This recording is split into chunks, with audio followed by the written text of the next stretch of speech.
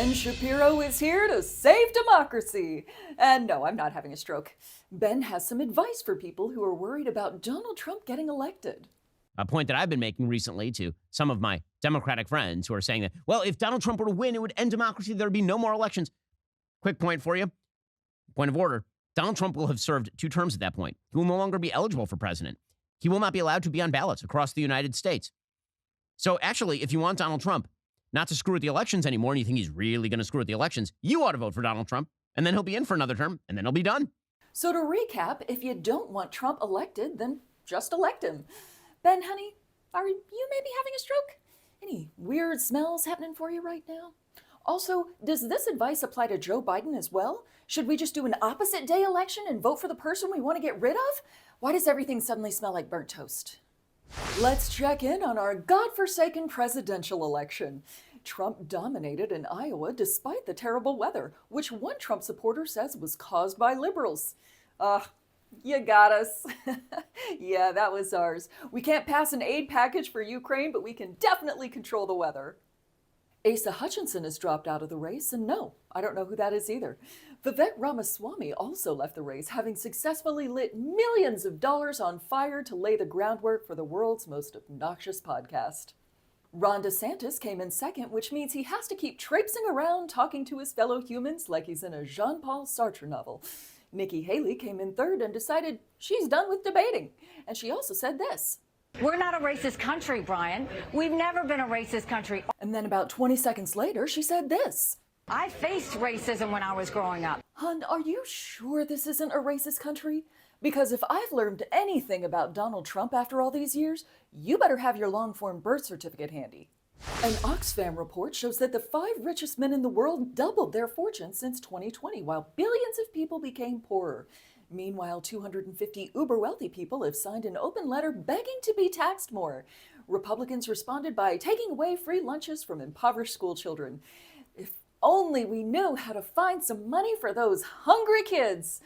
I guess we'll just have to keep noodling on it.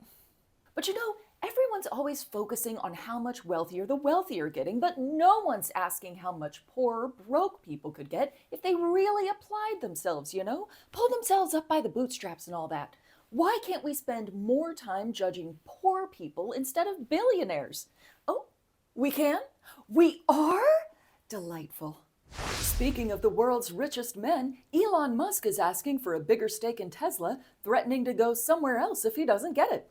Reach for comment, Tesla's board members looked at the smoldering ruins of Twitter just behind him and said, "Do you pinky swear?" A Kentucky Republican is pushing a law that would let you finally have sex with your first cousin. And an Oklahoma Republican is pushing a law that would have animal services remove furries from schools. Reach for comment, Silicon Valley tech bros said, "Hey, we're supposed to be the ones solving problems no one has. Back off." There is some good news. A bipartisan deal was reached to expand the child tax credit, a wildly popular program which helped alleviate child poverty. Congressional leaders are hopeful that the tax breaks will help offset the cost of kids' funerals when they get shot at school. Boeing is pledged to increase quality inspections on its 737 planes from "I gave it a once-over" to "Fine, I'll check the walls too." Airlines responded by inviting their Diamond, Platinum, Emerald, Regal Plus members to upgrade to thoroughly inspected class seating for just a small upcharge. A Hoofy Pirate has gone viral for being hot, and he isn't happy about it. The young man has been trying to use his cheekbones and his mop of curly hair to defend Palestine, but instead he's under siege from casting agents about a spin-off called Pirates of the Gulf of Aden. Well, he is slightly less problematic than Johnny Depp, so... A mysterious note was found in the secret pocket of a vintage dress. In related news, a local escape room is desperately trying to find their vintage dress with a secret pocket and mysterious note. If you've seen it, please return the dress. There's an extremely fraught icebreaker trapped in there, and they've run out of things to 2 truths and a lie about. Wildlife experts in Canada say do not let moose lick salt off your car.